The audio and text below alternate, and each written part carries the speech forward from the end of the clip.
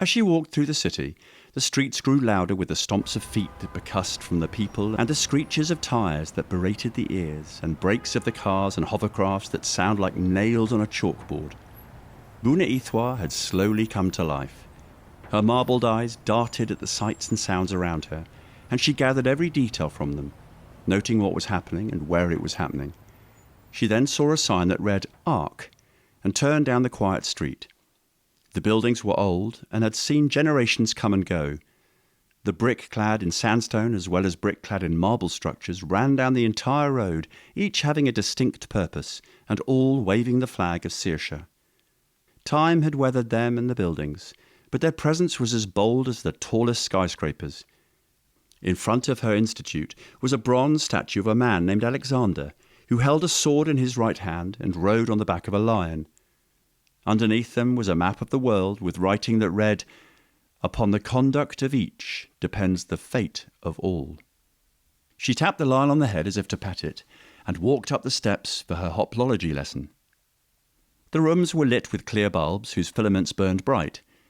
Inside the historic building were busts of the greatest military strategists from all nations and all eras, and mounted on the walls were paintings 20 to 30 feet in length with a width just as long, of battles that changed the tides of war.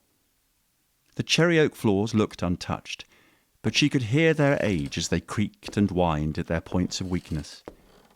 She entered a large room with red wooden beams whose walls were dressed in sculpted maps.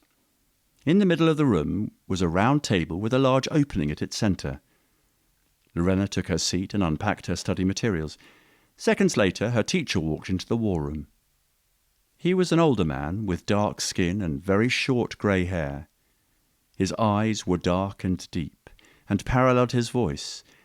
He had a faint but noticeable scar that ran down his lips. The man's appearance, even in old age, was menacing, but his spirit was of humility and extreme kindness. "General Westmore?" She greeted him cordially. "Good evening, Lorena. How's your day going?" he asked in his sunken baritone voice.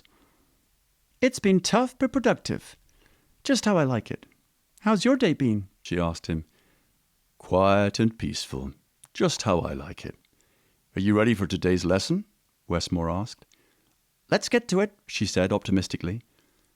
The general synced a device he wore on his wrist to the table Lorena was sitting at. The edge of the table illuminated a neon blue, signalling the device was paired, and projected a three-dimensional map in the center of the round table. The map quickly narrowed into a city that was barricaded with 20-foot walls,